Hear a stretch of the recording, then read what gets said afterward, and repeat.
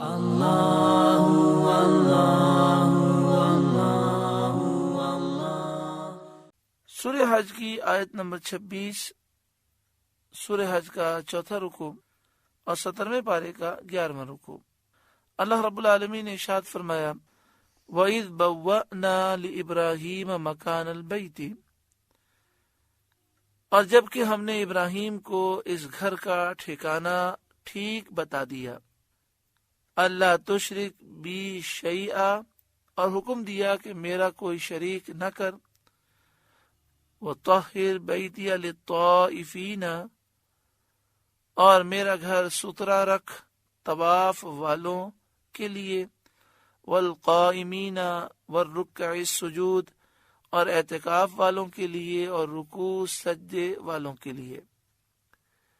اس آیت کریمہ میں یہ فرمایا گیا کہ یاد کرو جب ہم نے ابراہیم کو اس گھر کا ٹھکانہ ٹھیک بتا دیا، جب حضرت ابراہیم علیہ السلام نے خانہ کعبہ کی تعمیر کا ارادہ کیا تو اللہ تعالی نے آپ کو خانہ کعبہ کی جگہ ٹھیک بتا دی۔ حضرت آدم علیہ السلام نے خانہ کعبہ کو تعمیر کیا، پھر طوفان نوح کے وقت وہ عمارت آسمان پر اٹھا لی گئی۔ پھر جب حضرت ابراہیم علیہ السلام تعمیر کرنے لگے تو آپ نے دعا کی، کس جگہ خانہ کعبہ کی بنیاد تھی؟ اللہ تعالیٰ نے ایک ہوا مقرر کی جس نے اس کی جگہ کو صاف کر دیا، اور ایک قول یہ ہے کہ اللہ تعالیٰ نے ایک بادل بھیجا جو خاص اس جگہ کے اوپر آ گیا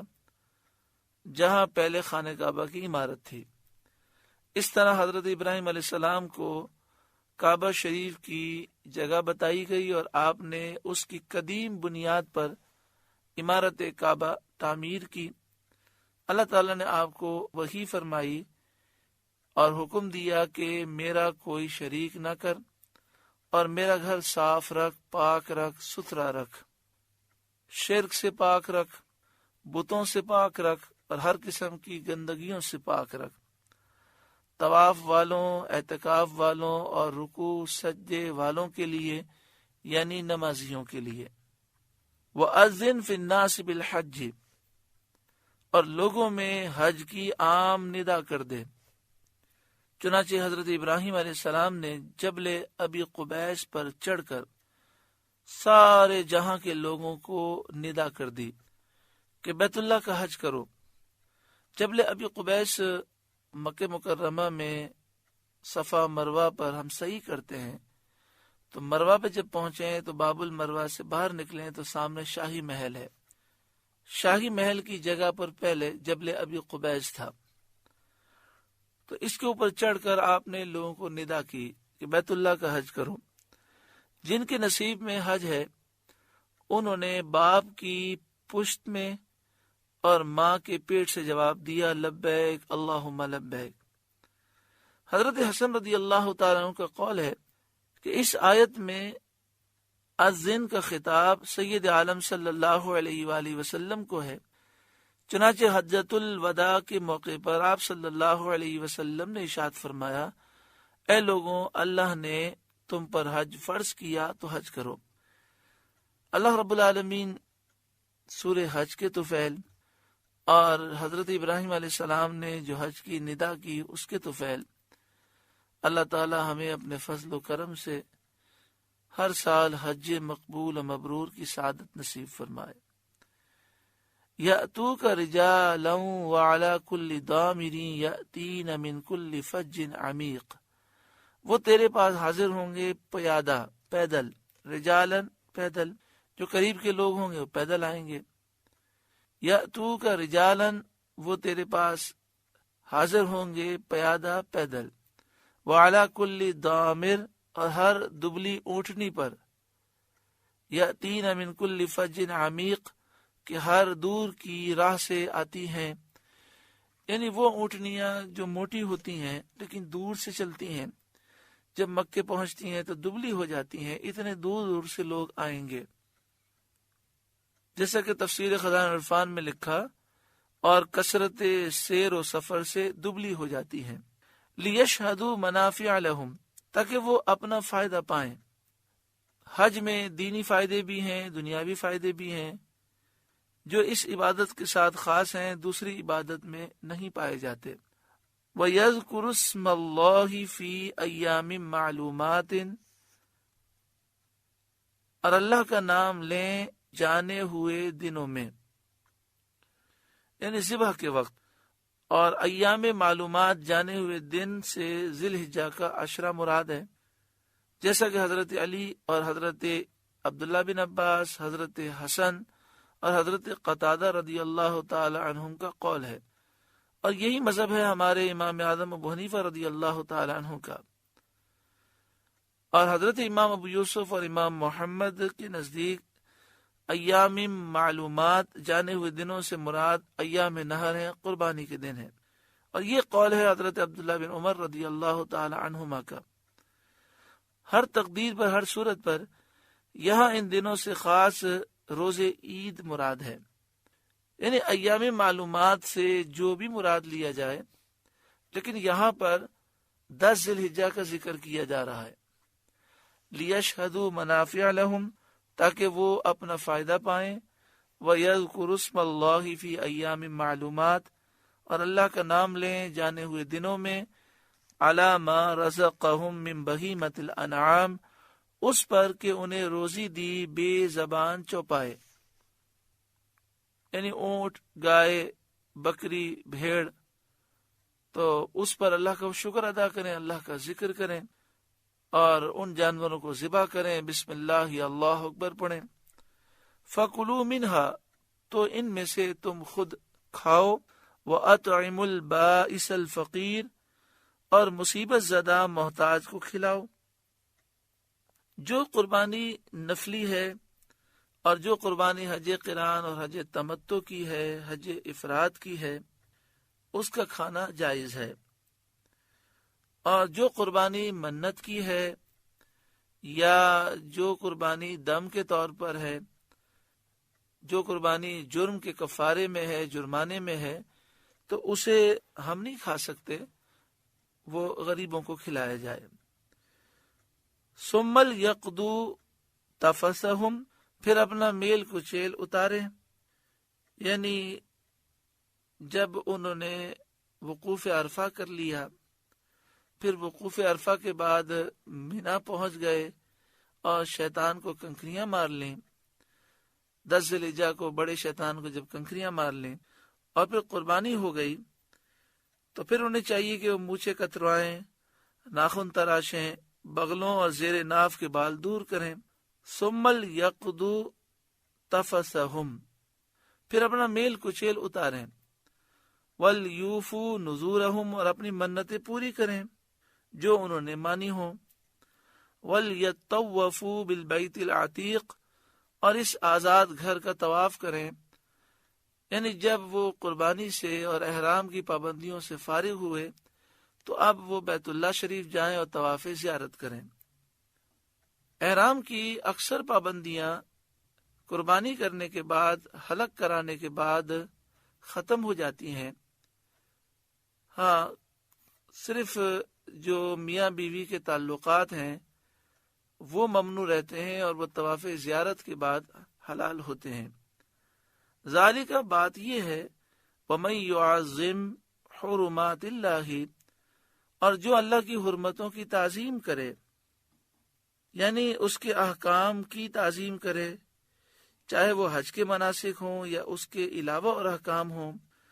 بعض مفسرین نے فرمایا کہ یہاں حرمات اللہ سے مراد حج کے مناسک ہیں، بعض نے کہا بیت حرام، بیت اللہ شریف، مشعر حرام جیسے مزدلفہ، منا، عرفات کی وادیاں، خاص طور پر مزدلفہ میں جو پہاڑی ہے مشعر حرام،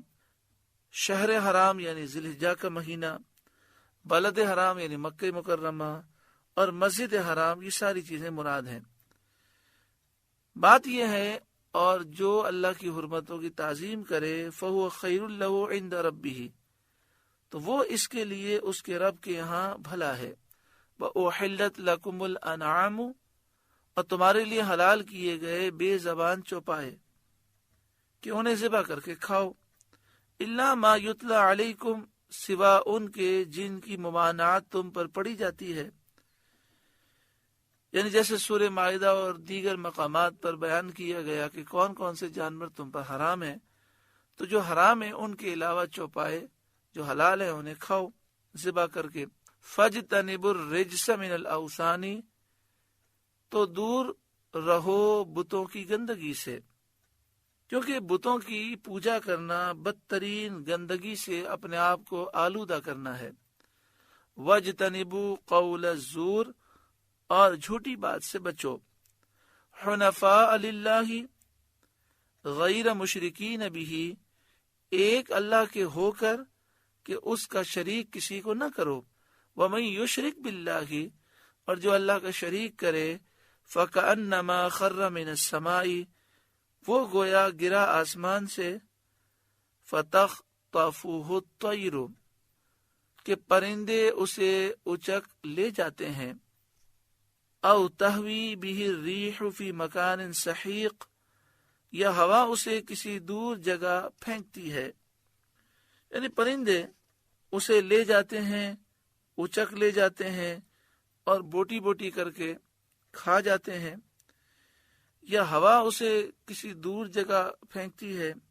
مراد یہ ہے کہ شرک کرنے والا اپنی جان کو بدترین ہلاکت میں ڈالتا ہے۔ آسمان سے گرا، تو یہاں تشبیہ ہے ایمان کو، ایمان کو بلندی میں آسمان سے تشبیہ دی گئی، ایمان چھوڑنے والے کو آسمان سے گرنے والے کے ساتھ تشبیہ دی گئی، اور اس کی خواہشات نفسانیہ کو، جو اس کی فکروں کو منتشر کرتی ہیں، بوٹی بوٹی لے جانے والے پرندے کے ساتھ، اور شیاطین جو اس کو گمراہی کی وادی میں پھینکتے ہیں، ہوا کے ساتھ تشبیہ دی گئی۔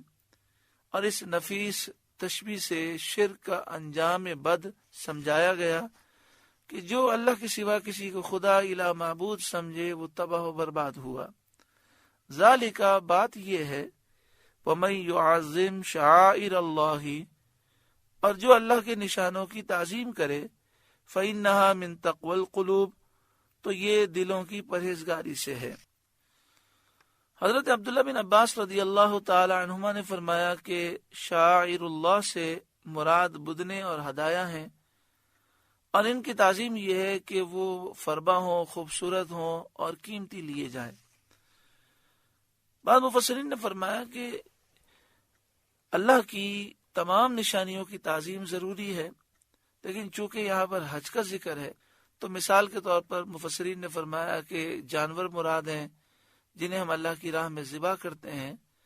تو یہ اللہ کی نشانیاں ہیں، ان کا ادب ضروری ہے۔ لکم فیہا منافع الی اجل مسمی، تمہارے لیے چوپایوں میں فائدے ہیں ایک مقرر میعاد تک، یعنی وقت ضرورت ان پر سوار ہونے اور وقت حاجت ان کے دودھ پینے کے فائدے ہیں ان جانوروں کے ذبح کے وقت تک۔ یعنی کوئی شخص حج کے لیے آ رہا ہو، جانور اس نے لیے ہوں قربانی کے لیے، تو فرمایا کہ اگر حج کا لمبا سفر ہے تو وقت ضرورت وہ ان جانوروں پر سوار بھی ہو سکتا ہے، اور وقت حاجت ان کا دودھ بھی پی سکتا ہے، اور یہ ان کو جو فائدہ اٹھانے کا وقت دیا گیا ذبح کے وقت تک ہے، تو جب تک یہ جانور ان کے ساتھ ہیں ضرورت کے وقت حاجی ان سے فائدہ اٹھا سکتا ہے۔ لکم فیہا منافع الی اجل مسمی، تمہارے لیے چوپایوں میں فائدے ہیں ایک مقررہ وقت تک، ایک مقررہ میعاد تک۔ ثم محلھا الی البیت العتیق، پھر ان کا پہنچنا ہے اس آزاد گھر تک، یعنی حرم شریف تک، کہ ان جانوروں کو حدود حرم میں ذبح کیا جاتا ہے، اور حاجی حدود حرم میں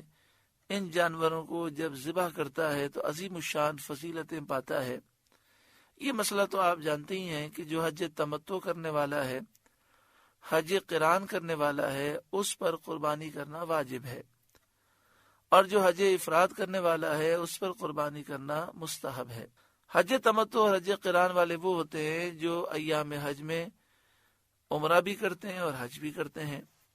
اور حج افراد والے وہ ہوتے ہیں جو حدود میقات کے اندر رہتے ہیں اور وہ صرف ایام حج میں صرف حج کرتے ہیں، اور جو حج افراد کرے اس کے لیے قربانی کرنا واجب نہیں ہے بلکہ افضل ہے، مستحب ہے۔ سورہ حج کا چوتھا رکوع مکمل ہوا۔ اللہ رب العالمین اس رکوع کے نور سے ہمارے قلوب کو روشن اور منور فرمائے۔ اللہ اللہ اللہ